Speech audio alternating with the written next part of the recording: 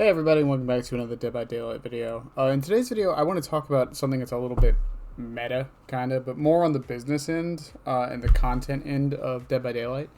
And that is talking about what recently happened with the Chucky chapter and Alan Wake now coming to the game.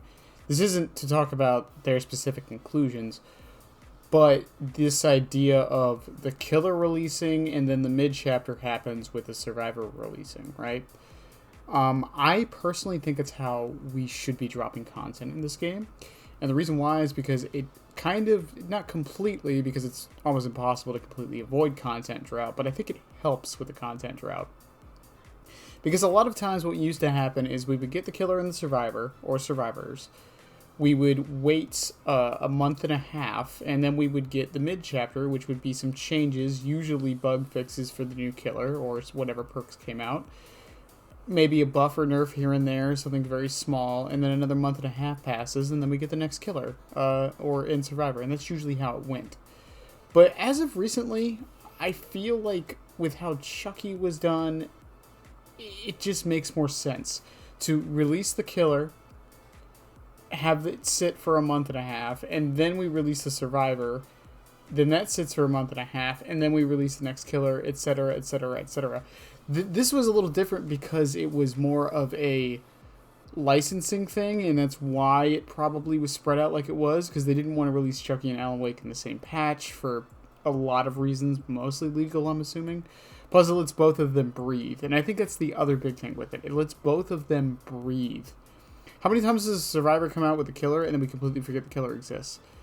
I'm sorry, other way around. How many times does a Survivor come out with the killer, and we completely forget the Survivor exists? It happens a lot, and even the other way around. A lot of people forget Larry exists. Singularity is in this game, and a lot of people forget it. It's mostly because he wasn't played as much, but that's what I mean. It also, contributes, like I said, to the whole content drought thing, where we go 3 whole months without any substantial content being added to the game. Now, there's an argument to me that characters are technically not content being added to the game. I lean on the side of it is, but I think spreading this stuff out is more how we need to do it. Say what you will about certain companies like Destiny, which I know I'm probably going to get a lot of crap for mentioning this, but the way they did their content and to stop players from just brushing through all of it and getting bored very quickly is they would drip feed it. The content would all pretty much be made, and then they would drip feed it week to week, which accomplishes a few things, but the big thing it accomplishes, it stops players from rushing through everything and kind of getting bored themselves. When a new killer comes out and a survivor comes out and you rush through the P3s on both, get all of their perks, and then you just play them for a little bit and you're like, okay, I'm done. That's it. You're done with the game for three months. Pretty much, if that's your main goal. And for a lot of people, that actually is their main goal. They're just unlocking what they need to unlock, and then they're just getting off. And I would like to see the game thrive a little more. And plus, it even helps on the content creation side if we want to go that route for a lot of creators.